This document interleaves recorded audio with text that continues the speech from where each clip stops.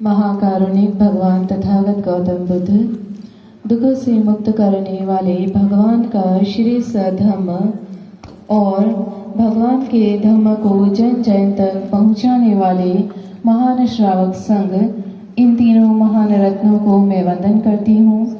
आज संघ नायिका प्रथम भिक्षुणी माता महाप्रजापति थेरी अरहंत थेरी, इन्हें मैं कृतज्ञता ज्ञापित करती हूँ और कोटि कोटि नमन वंदन करती हूँ, जिनके लिए आज हम यहाँ एकत्रित हुए हैं, जिनके कारण आज हम यहाँ एकत्रित हुए हैं। साथ ही साथ परम पूज्य बोधिसत्व डॉक्टर बाबा साहेब अम्बेडकर, इनके विचारों को मैं नमन वंदन करती हूँ। और आज का अंतिम प्रवचन, स्पीच, आप कुछ भी कह सकते हैं, धम्मदेशना आज की अंतिम होगी। इसके पश्चात कोई धम्मदेशना नहीं होगी। सुनकर रिलैक्स मिल रहा है? अच्छा लग रहा है सुनकर? नहीं अच्छा लग रहा है? स्पीकर बढ़ा दीजिए फिर। और समय, जिस समय से हम लोगों ने सोचा था उस समय से लगभग हम 1 घंटा एक्स्ट्रा चल रहे हैं, तो कोई बात नहीं। एक दिन आपका जो है भिक्षुणी संघ के नाम हुआ, लेकिन यहाँ से कुछ ले जाना बहुत ज़रूरी है। तो कुछ ले जाने के लिए कौन कौन नोटबुक और पेन लेकर आया है? कॉपी पेन कौन कौन लेकर आया है? मुझे लगता है कि बहुत सारे लोग जा चुके हैं, जिनके घरों में शायद बहुत काम होंगे, तो बहुत सारे लोग जा चुके हैं, लेकिन बहुत सारे लोग अभी भी बैठे हैं। और उनमें से 50% भी ऐसे नहीं हैं जिन्होंने हाथ खड़ा किया हो कि हम लोग कॉपी पेन लेकर आए हैं, क्योंकि बहुत से लोग केवल सुनने आए हैं और बहुत से लोग कुछ लेकर जाने के लिए जो आए हैं वो कॉपी पेन लेकर आए हैं। या फिर ऐसा भी हो सकता है जो लोग कॉपी पेन नहीं लाए हैं वो बहुत ज़्यादा प्रज्ञावान है, वो यहाँ स्टोर करके लेकर जाने वाले हैं सब कुछ, है ना? तो कॉपी पेन तैयार रखें, क्योंकि आगे के लिए जो है मैं आपको बहुत सारे काम देने वाली हूँ, होमवर्क देने वाली हूँ, जो होमवर्क आपका नेक्स्ट ईयर भिक्षुणी दिवस के कार्यक्रम पे चेक होगा। यूँ तो अभी राजेश चंद्र जी ने जो है, मुंबई वाले जाने नहीं देंगे आपको तो राजेश चंद्र जी ने जो है रिक्वेस्ट किया है कि अगले साल यह कार्यक्रम उत्तर प्रदेश में किया जाए।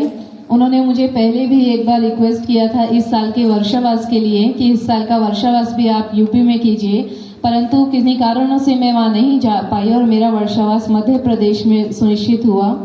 लेकिन अभी उन्होंने रिक्वेस्ट की है, तो अगले साल हो सकता है ये कार्यक्रम करने के लिए मुझे जो है उत्तर प्रदेश जाना होगा। मुंबई वालों को ये कार्यक्रम नहीं मिल पाएगा।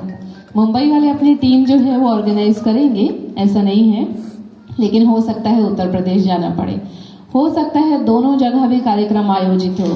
परंतु समस्या यह आती है कि यह जो कार्यक्रम है ये होता है वर्षावास के बीच में, और वर्षावास के समय में जहाँ पर हमारा वर्षावास होता है वहाँ के लोग भी जाने नहीं देना चाहते कि मुश्किल से तो हमें 3 महीने मिले हैं।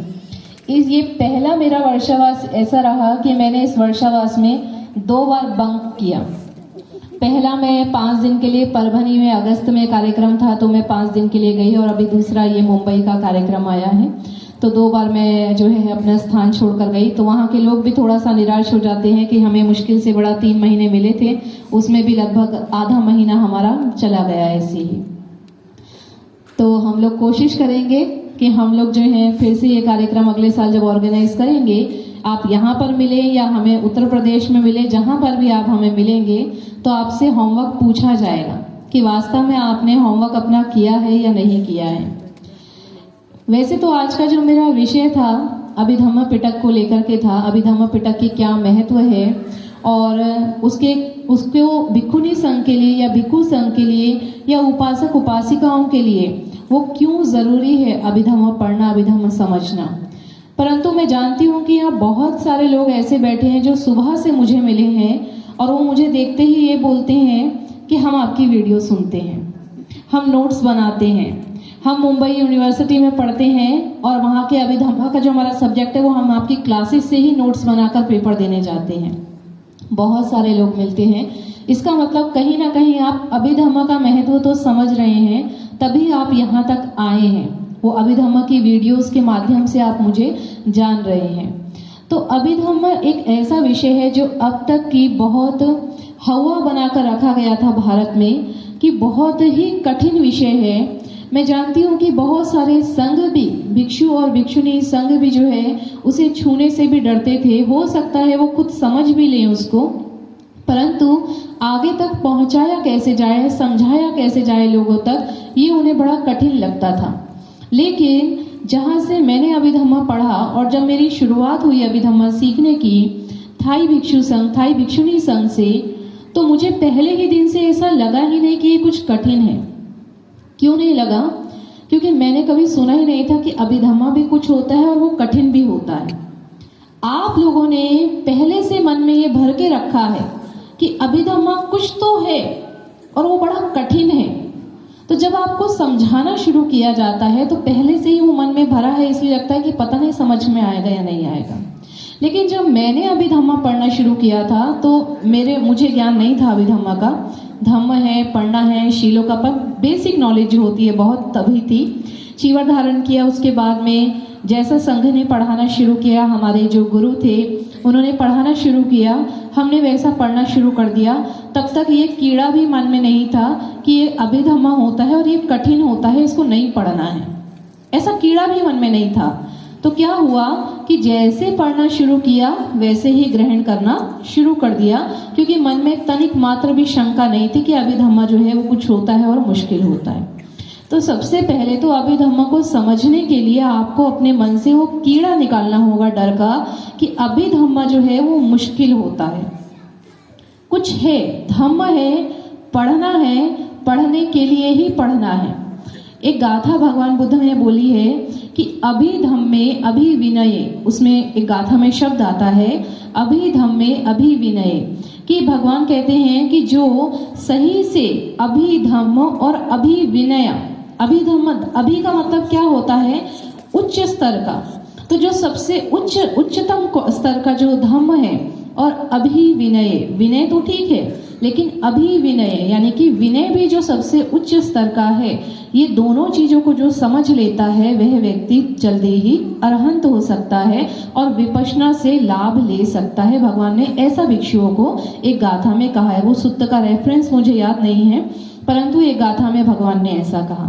तो अभिधम्म जो है दो तरीके से पढ़ा जाता है, मैं आपको बता दूं। एक तो अभिधम्म है जो अभिधम्म की 7 पुस्तकें हैं, धम्म संगिनी, विभंग जो है, और धातु कथा, पुग्गल पंयति, कथावत्तु, ये जो 7 इस तरह की पुस्तकें हैं, एक तो आप उसको पढ़ते हैं, वर्ड टू वर्ड पढ़ते हैं और वर्ड टू वर्ड समझने की कोशिश करते हैं। दूसरा अभिधम्म पढ़ा जाता है अप्लाइड अभिधम्म, अभिधम्म इन डेली लाइफ जिसे हम कहते हैं, दैनिक जीवन में अभिधम्म। तो जब आप वर्ड टू वर्ड पढ़ते हैं, शब्द से शब्द पढ़ते हैं, वो समझना बड़ा ही कठिन है, वास्तव में कठिन है। कभी कभी तो मुझे नहीं समझ में आता, बहुत कठिन है। लेकिन जब हम अभिधम्म इन डेली लाइफ पढ़ते हैं कि अभिधम्म को हम दैनिक प्रतिदिन में जीवन में कैसे उतार पाएंगे, जब हम उसको पढ़ते हैं तब हम उसे बहुत अच्छे तरीके से समझ पाते हैं। बहुत है, वो तब मुश्किल नहीं लगता। और जो हम अभिधम्म पढ़ाने की कोशिश करते हैं, क्योंकि मैंने भी वही पढ़ा है, तो मैंने पढ़ा कि अभिधम्म को दैनिक जीवन में कैसे प्रयोग करें, और आप भी वही पढ़ सकते हैं अभिधम्म दैनिक जीवन में कैसे प्रयोग करें, उसका लाभ क्या मिलता है। मैंने जो अपने अंदर परिवर्तन देखा, और हमारी जो ऑनलाइन क्लास होती है, आपको जो स्क्रीन पर वीडियोस दिखाई दे रही हैं, इन वीडियोस में आपको हमारा फेसबुक और यूट्यूब चैनल का भी दिखाई देगा, चैनल नेम भी दिखाई देगा, आप फोटो भी ले सकते हैं, आप उसे सब्सक्राइब कर सकते हैं। तो उसमें आपको दिखेगा कि हम जो अभिधम्म पढ़ाने की कोशिश करते हैं वो वास्तव में इतना सरल है, और उसका लाभ जो है उसकी वीडियो भी आपको मिलेंगी। हमारे इंदौर की एक उपासिका है जो कि हीरे की व्यापारी हैं, हीरे की, डायमंड का, और उनका डायमंड का खुद का बिजनेस है। उपासक का बिजनेस अलग है, मतलब उनके हस्बैंड का बिजनेस अलग है, और उनका बिजनेस खुद का डायमंड का है, और वो बुद्धिस्ट परिवार से नहीं है, बुद्धिस्ट परिवार से नहीं है। लेकिन उन्होंने अभिधम्म पढ़ना शुरू किया। उस दिन उन्होंने अपना अनुभव बताया, जैसे भिक्षुणी दिवस था, भाद्रपद पूर्णिमा थी, हमने सभी को दिया कि 5-7 लोग थे कि आप भिक्षुणियों के जीवन के बारे में बोलिए। तो उन्होंने चुना कि मैं अय्या जी आपका और आपकी जो ऑनलाइन क्लास चलती है उसके विषय में बोलना चाहती हूँ। तो मैंने कहा ठीक है। तो उन्होंने बोला और उन्होंने बताया कि अभिधम्म पढ़ने से उनके मन में कैसा परिवर्तन आया। उन्होंने बताया कि जब अभी वो 63 साल की हैं, 63 इयर्स की हैं, उन्होंने बताया कि जब वो 60 वर्ष की हुई थी, यानी कि 3 साल पहले, तो उनका एक संकल्प था कि आज तक मैंने इतने हीरे बेचे हैं, एक दिन में करोड़ों का बिजनेस हीरो का होता है, लेकिन मैंने अपने लिए कोई ऐसा विशेष हीरा नहीं खरीदा। 60 साल की उम्र में जब उनका 60वां जन्मदिन था तो उन्होंने अपने लिए 60 लाख का हीरा अपनी उंगली में पहना था, 60 लाख का। लेकिन आज वो 3 साल से, जब 2 साल से निरंतर हमारा अभिधम्म का शिक्षा पढ़ रहे हैं, अभिधम्म सीख रहे हैं, तो उन्होंने कहा आज मुझे ऐसा महसूस होता है मैंने फालतू 60 लाख व्यर्थ किए, इससे अच्छा तो मैं धर्म शासन में लगाती तो अच्छा हो जाता। इतना बड़ा परिवर्तन आना भी कोई छोटी बात नहीं होती है।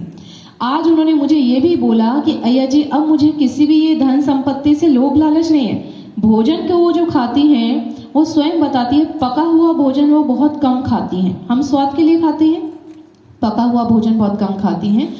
सलाद, स्प्राउट्स और जितना भी हेल्दी खाना है, उबली हुई सब्जियां वो खाती हैं। तो मतलब खाना, पैसा जो है वो अपने खाने पर भी खर्च नहीं कर रही हैं ज़्यादा। तो वो बताती हैं कि ये जो परिवर्तन मेरे अंदर आया है, अब मुझे ऐसा लगता है कि मैं बिजनेस अपना बंद कर देती हूँ और केवल धर्म मार्ग में लगती हूँ। तो उनके मन में ये जब आया तो मैंने उनको कहा ऐसा मत कीजिए अभी, क्योंकि भिक्षुनी अभी वो बन नहीं पाएंगी। तो उन्होंने कहा कि फिर मैं ये भी सोचती हूँ कि अगर मैंने ये बिजनेस बंद कर दिया तो मैं धर्म शासन को कैसे मदद कर पाऊंगी। जैसे अभी बताया ना, राज सत्ता से धर्म सत्ता, लेकिन धर्म सत्ता से राज सत्ता स्थापित होती है। धर्म जब रहेगा तो आपके पास राज शासन आएगा ही आएगा, लेकिन राज शासन भी रहेगा तो भी हम धर्म को बल दे सकते हैं। तो आपके पास संपत्ति का होना भी जरूरी है। तो उन्होंने बताया कि अगर मैं इसको बंद कर दूंगी तो फिर मुझे धर्म शासन के लिए जो करना है उसके लिए जो है मुझे अपने पति से हर चीज को मांगना पड़ेगा। तो ये अभिधम्म जो है ये हमें अपने मन को, अपने चित्त को बहुत मिनटली, मतलब मिनटली मैं बोल रही हूँ, सेकेंडली अनुभव करना सिखा देता है। ऐसा नहीं कि हमसे गलतियां नहीं होती या मुझसे गलतियां नहीं होती, मैं अभिधम्म पढ़ा रही हूँ तो बहुत बार छोटे छोटे ऐसी गलतियां हो जाती हैं, लेकिन तुरंत उसका आकलन भी हमें होने लगता है। अब कोई कहेगा हम अभिधम्म तो नहीं पढ़ते हैं लेकिन हमें भी ये चीजें होती हैं, तो आप कहीं ना कहीं से उसे संग्रहित करके ला रहे हैं। आपको ये समझना होगा कि आप उसे संग्रहित करके लाए हैं, लेकिन यहाँ पर आप छोड़ देंगे अभिधम्म को तो आगे फिर वो संग्रहित नहीं रहेगा, वो सारा खर्च हो जाएगा। तो उसे और बढ़ाना है। तो यदि हम अपने आप को बहुत छोटी छोटी चीजों में ऑब्जर्व करना चाहते हैं, बिल्कुल बिना एफर्ट्स डाले हुए, बहुत ज्यादा हमें एफर्ट्स ना लगाने पड़े, लेकिन हम छोटी छोटी चीजों को अपने आप में जांचने लग जाएं, साथ में जिससे हमारा कॉन्फिडेंस बढ़ेगा, हमारे बोलने की क्षमता, हमारे काम करने की क्षमता बढ़ेगी। जैसे कि आप मुझे देख ही रहे हैं, और भी जो हमारे साथ अभिधम्म पढ़ते हैं उनको भी आप देखेंगे, तो आपका काम करने की क्षमता बढ़ेगी, बोलने की क्षमता बढ़ेगी, आत्मविश्वास बढ़ेगा, और साथ ही साथ में आप अपने आप को इतना आकलन करने लग जाएंगे कि यदि आप 10 कामों को भी एक साथ हैंडल कर रहे हैं तब भी आपके मन में जरा सा भी चिड़चिड़ापन या जरा सा भी एंजाइटी, विचलितपन उत्पन्न नहीं होगा। तो ये जो हम एक कहते हैं कि हम लोग एक साथ हमें आना है, एकजुट होना है, हम लोग क्या करते हैं, एकजुट होना शुरू करते हैं, लेकिन फिर धीरे धीरे धीरे धीरे अपने ही निजी द्वेष के कारण, लोभ के कारण हम लोग अलग होने लगते हैं। तो ये जो निजी द्वेष लोभ आता है, ये क्यों आता है? क्योंकि हम लोग अपने आप का आकलन नहीं कर रहे हैं। तो इसीलिए अभिधम्म सभी के लिए बहुत महत्वपूर्ण है। ये केवल प्रज्ञा जो बहुत ज्ञानी भिक्षु हैं उनके लिए है, तो वो है ना, वो दूसरा वाला अभिधम्म है। आपको अभिधम्म कौन सा पढ़ना है? दैनिक जीवन में जो अभिधम्म है आपको वो पढ़ना है। आपको बेसिक पढ़ना है कि दैनिक जीवन में हम दिन प्रतिदिन के कार्यों में अभिधम्म का कैसे प्रयोग कर सकते हैं। और अभी जैसे बताया गया कि महिलाएं ही धर्म शासन को आगे बढ़ा रही हैं, तो महिलाओं के लिए बहुत महत्वपूर्ण है, बहुत आसानी से समझ में भी आ जाता है, इतना कोई मुश्किल नहीं है। तो महिलाओं के लिए बहुत ज़रूरी है, विशेषकर भिक्षुणियों के लिए ज़रूरी है। जैसे अभी बार बार चर्चा हुई 2 अंगुल प्रज्ञा, तो अगर अभिधम्म महिलाओं ने पढ़ना शुरू कर दिया तो पुरुष भी आकर कहेंगे हम 5 अंगुल हैं तो तुम 10 अंगुल प्रज्ञा वाली हो गई हो, क्योंकि वो अभिधम्मा तुमने पढ़ लिया जो सबसे कठिन समझा जाता था। तो ये भी महिलाओं के लिए एक चुनौती है, जैसे कि महिलाएं बाकी चुनौतियों को भी पार कर लेती हैं, इसी प्रकार से ये भी एक चुनौती है कि अभिधम्म जो कठिन विषय है हम उसे इतना सरल बना दें, इतना सुलभ बना दें सभी के लिए कि पुरुष वर्ग भी कहे कि महिलाएं भी प्रज्ञावान होती है, क्योंकि वो अभिधम्म भी पढ़ा सकती है, अभिधम्म जैसा कठिन विषय भी वो पढ़ा सकती है।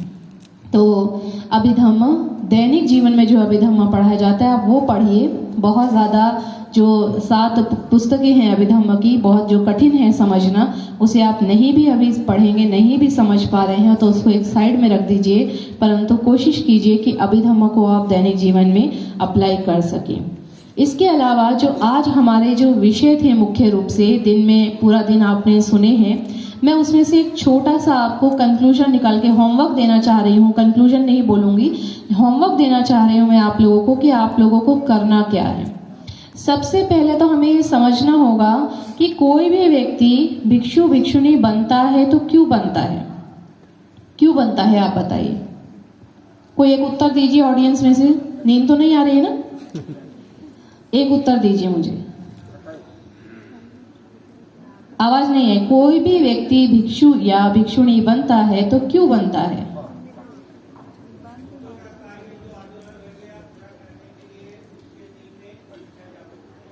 बुद्ध के कार्य को, बुद्ध के धम्म को आगे बढ़ाने के लिए।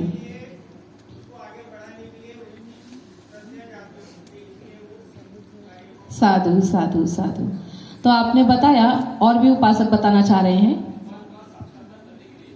निर्वाण का साक्षात्कार करने के लिए। कोई और बोलना चाहेंगे? तो चलिए, एक हमें 2 पॉइंट मिले हैं बुद्ध के धम्म को आगे पहुंचाने के लिए, पहला, और दूसरा निर्वाण का साक्षात्कार करने के लिए, है ना। लेकिन आज आप सोचिए जरा कि जब कोई व्यक्ति पहले दिन चीवर धारण करता है, पहले दिन जब चीवर धारण करता है, तो क्या आप ये दोनों काम करने के लिए उन्हें प्रेरित करते हैं क्या? हम क्या करते हैं? मैं इस चीज पर बाद में आती हूँ, इस विषय पर, लेकिन पहले मैं बताना चाहती हूँ कि हम जब चीवर धारण करते हैं तो क्यों करते हैं और ये अन्य धर्मों से कैसे अलग होता है। जैसे कि आजकल बहुत सारी भ्रांतियां हैं, बहुत सारे लोग मानते हैं अरे भिक्षु भी ऐसे ही पूजा पाठ करने लगे, आके परित्राण करते हैं, दान लेकर जाते हैं, लोग उनको वंदन करते हैं, तो ये तो अन्य धर्मों के जैसा ही हो गया, कर्म कांड बन गया है। तो आपको जानना होगा कि देखिए, अन्य धर्मों में जब कोई गृह त्याग करता है, गृह त्याग तो होता ही नहीं किसी धर्म में, सब गृहस्थ जीवन में ही रहते हैं, लेकिन कोई धर्म गुरु बनता है, अन्य धर्म में जब कोई धर्म गुरु बनता है तो वो पूजा पाठ संस्कार कराने के लिए बनता है। वो लोगों के घरों में जाकर अपने जो उनके जाति वर्ग विशेष धर्म के जो लोग हैं उनके घरों में जाकर वो पूजा पाठ संस्कार कराते हैं, कुछ दान अर्जित करते हैं, दान कमाते हैं और दान ला करके वो अपने परिवार का पेट पालते हैं, अपने परिवार को वो पालते हैं। लेकिन भिक्षु जब चीवर लेता है तो सबसे पहला तो वो गृह त्याग करता है, घर में नहीं रहता। दूसरा, वो आपको धर्म सिखाने के लिए चीवर नहीं लेता पहले दिन से, इस बात को ध्यान से सुनिए। पहले दिन से वो आपको धर्म सिखाने के लिए चीवर नहीं लेता है, पहले दिन से वो चीवर लेता है अपने आप को परिपक्व करने के लिए, शीलों का पालन करने के लिए, विनय में परिपक्व होने के लिए, धम्म को सीखने के लिए। जब हम चीवर लेते हैं तो चीवर लेते समय गाथा बोली जाती है, जो कि हमारे गुरु से हम कहते हैं। चीवर हाथ में लेकर हम याचना करते हैं, सब दुख निसरण निब्बानाय सच्चीकरण थाया इमं कासावाहं गहेतो, कि सभी दुखों का नाश करने के लिए, निर्वाण का साक्षात्कार करने के लिए मैं इस काषाय वस्त्र को धारण करता हूँ। लेकिन हम लोग क्या करते हैं, जैसे कई बार मैंने देखा, सुना मैंने कि बहुत सी महिलाएं होती हैं, हमको अय्या जी हमको चीवर लेना है। अच्छा, चीवर लेके क्या करना है? हमको ना मायावती जी की तरह काम करना है। अरे चीवर लेकर यशोधरा की तरह, माता महाप्रजापति की तरह काम किया जाता है, मायावती जी की तरह थोड़ी ना किया जाता है। मायावती जी की तरह काम करना है तो पार्टी ज्वाइन कीजिए, चीवर नहीं, है ना। तो हमें ये समझना होगा कि जब कोई चीवर धारण करता है तो हम चीवर धारण करते हैं शीलों में परिपक्व होने के लिए, धम्म को सीखने के लिए, दुखों से मुक्त होने के लिए। जब हमें लगता है कि हम इतना कुछ सीख रहे हैं कि हम अपने ऊपर काम करना शुरू कर दिया है, तब हम बाहर निकलते हैं और आप लोगों को वो मार्ग दिखाते हैं, है ना। मुझे याद है बचपन में क्या होता था, मेरे पिताजी एक छोटा सा व्यापार करते थे और कभी कभी शाम को जब वो वापस आते थे घर में तो कहते थे आज बोनी नहीं हुई बिल्कुल भी, आज कमाई नहीं हुई बिल्कुल भी। अरे सुबह सुबह वो पंडित का मुंह दिख गया था इसीलिए बोनी नहीं हुई। और जिस दिन कबाड़ी का मुंह दिखता था तो बड़ी खुश हो जाते थे। कबाड़ी का मुंह दिखने पर खुश होते थे कि आज सुबह सुबह कबाड़े वाला दिख गया था तो बड़ी अच्छी कमाई हुई।